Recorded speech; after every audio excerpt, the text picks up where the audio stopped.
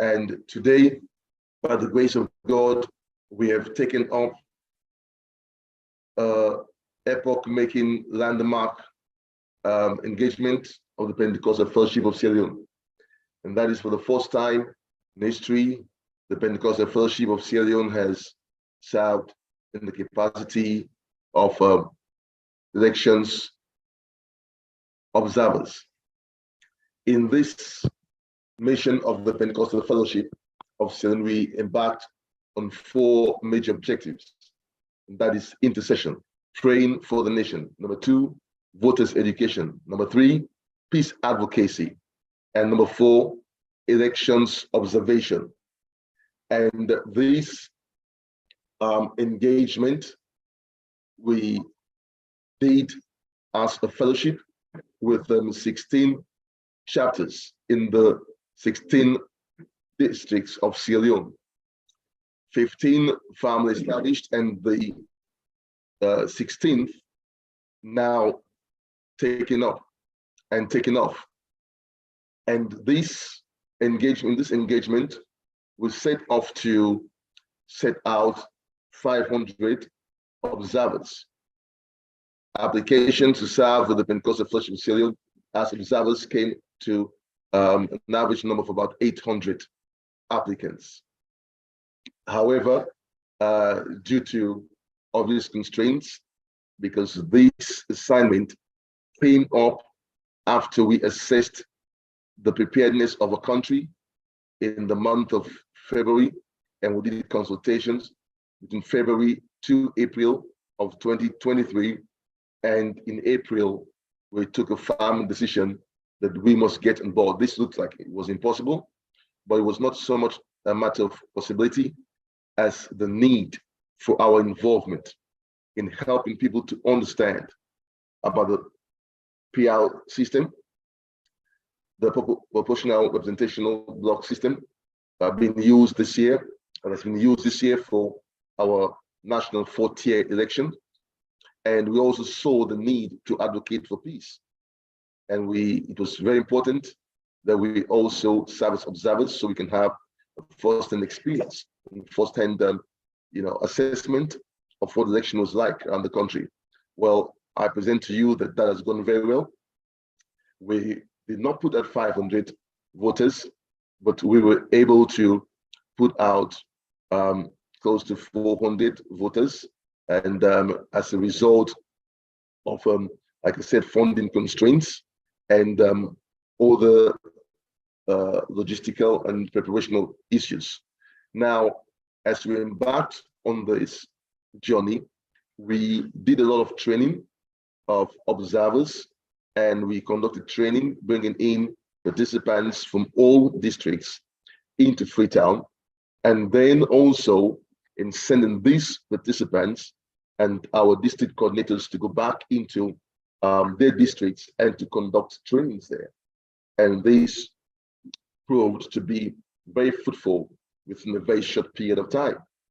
And we also engaged the media, including main TV networks such as AYV and the Star TV, and various radio stations, both within the city and out of the city, in all the districts, to propagate the message of peace.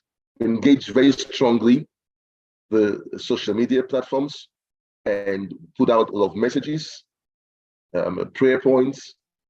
We got together with brethren in praying for the nation, in periods of fasting, and sending out of prayer points throughout the nation and internationally. And we got mass participation of brethren as we sought God and saw the face of God concerning the elections that were forthgoing and now has been held. Now, at this point, we have also hit this landing curve very strongly, as we were able to have reporters reporting from literally all over the country, sending in reports, first-hand reports about what they saw, what they experienced, and which we would now be submitting a proper report in the near future. In the role of intercession, as has been said, we led prayer for a number of months and leading to this day. As educators, our district and zonal coordinators conducted a lot of training programs. As peace advocates, we're out on the streets with megaphones, in market areas, in various vicinities. We put out banners in all 16 districts, and we put out other flyers on the internet, electronic flyers, to proclaim and declare peace. We did messages, clips that went on around the country. And I believe that largely contributed to the peaceful atmosphere that we had today, largely, regardless of what tensions we're building up nationwide. And so today, as we have gone through the elections, a number of things will be reported in fully, but we employed in this our very first experience the use of technology very strongly. We designed Pentecostal Fellowship of Pfsl elections app that, as you can see behind me here, has been receiving reports and giving a lot of analytical graphs and charts to help us understand as the reports came live. This technology, this app, was made available to all of our observers and volunteers who were given little time but some training in using it. Now, because this is not used widely in the nation, there was a lot of battle with it.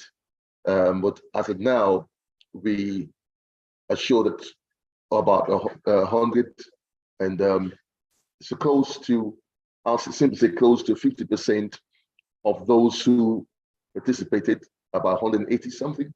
So 41, thank you very much. So that's roughly about 60%. Okay, we're getting to 60% of those who served as volunteers were able to successfully use it. And that would count as a huge success. It took a lot of patience, but it's quite a lot of work for people in the hinterland, people in far places to be able to, learn how to use it and to overcome the challenges of using it, But thank God, and we're able to have quite, decent picture of what went on around the country. Others that were challenged with various issues, internet, etc. They provided data for them to use on the phones, have filled in the hard copy. And so we have those reports coming in, and they'll be compiled and effectively published for the next few days.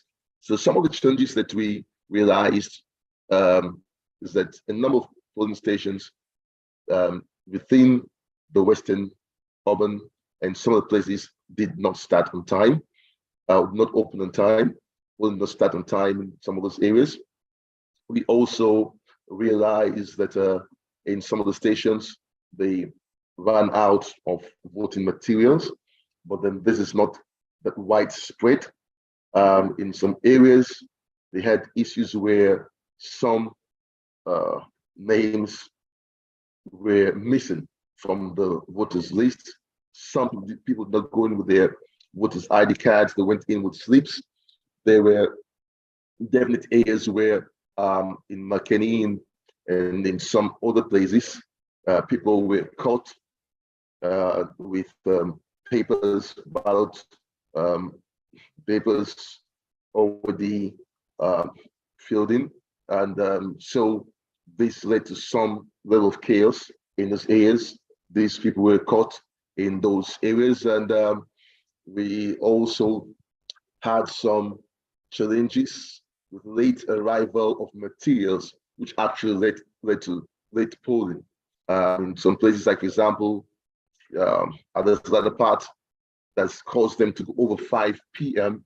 There's reports of heavy rain in some places in Kono, where in addition to starting late, Now, the rains made some people have to go back home and without being able to cast their votes. And so in some stations, like, you also had issues where they did not have the boxes. And we had some issues with some of the ECSL staff that could have handled situations better. At times, there were people absent to control the movement of people. But largely, as we look at it, as at this point, we say, though there were considerable amount of challenges, we could say that the elections went on successfully. And we say a big kudos to all the parties, although in a number of stations across the country, huge difference. You'd see, thinking back to the last page, you see that you had more of two parties in most of the what do you call it now, the centers, the voting centers, and some of them could not even have in 10% representation in the different centers. But then we see that a lot of people were excited about casting their votes. So there's going to be analysis done by experts. And if you just look at the map of Syrian, you can see where our reports came in from, different parts around the country. And so we were able to have a proper view of what went on around the nation. So I want to say congratulations to Syrians that we've gone through an election, and now we know the counting is on. And in some polling centers, counting has already been completed. And we are prayerful and we're hopeful that as results come out, the people are going to be able to accept the results, and we move forward as a nation. Somebody's going to win, someone's going to lose. And we're asking that God give grace that whoever loses in the polls realize that as a nation, we won together. And whoever wins, not consider the person a loser, but as someone who helped him to competitively, or help them to competitively win the election. So without them, you would not have been a democracy. So this is something that we're all in together, and we look forward as Sierra Leoneans to be able to move forward towards development. Challenges we encountered, of course, like I mentioned earlier, internet presented some challenge, and in some areas, some staff rejected or refused one or two voters, some ECSL staff, and we had to communicate with the ECSL situation room and officials. And so there were some issues here and there, but largely we want to thank God that for us, we were able to make significant achievements as a fellowship, and we were able to have the app used by over 240 users, which going forward, I think will be very strategic for the nation as we seek to do better in our reporting, in observation reporting, and all the things that matter to the nation. And we also want to thank God for pastors realizing the need to contribute to development of the nation. This time, as we go through elections, they were fully on board in a short period of time. That was quite exciting. And we've run our situation room for the first time, and we're going to assess how well we did. We used toll-free numbers so that all our reporters, all our volunteers around the country had access to our toll number, and they could call in free of charge through all three major networks, and they called in without being bothered about having to spend credit. We supplied data to all of them across the nation, and we have been able to make significant contribution. And going forward, our recommendations will be presented in the proper way And so this is just a briefing of what has gone on, and you'll be hearing more from the Pentecostal Fellowship of Pfsl. Once again, I want to say congratulations to people of Pfsl as we've gone through the elections. In advance, I want to say congratulations to who is going to emerge as the winner of the presidential elections, who's going to emerge as winners, who are going to emerge as winners in the election of members of parliament, and election of councillors, and as mayors in the different cities. Congratulations to people of Pfsl. Congratulations to the body of Christ. Congratulations to Pentecostal Fellowship of Pfsl. God bless you. Once again, I am Bishop Akinto Samjali, President of the Pentecostal Fellowship of Pfsl. I want to applaud all those that have labored, all our executive members that have stood with us. I want to thank yourself for making available support for us from ECOWAS. I say thank you very much for standing with us, though it came at the tail end, but it did make a difference. Thank you to all those who've served, all our staff, all volunteers, and God bless you mightily, and all those in the situation room. Give yourself a big hand clap and just appreciate God for his goodness.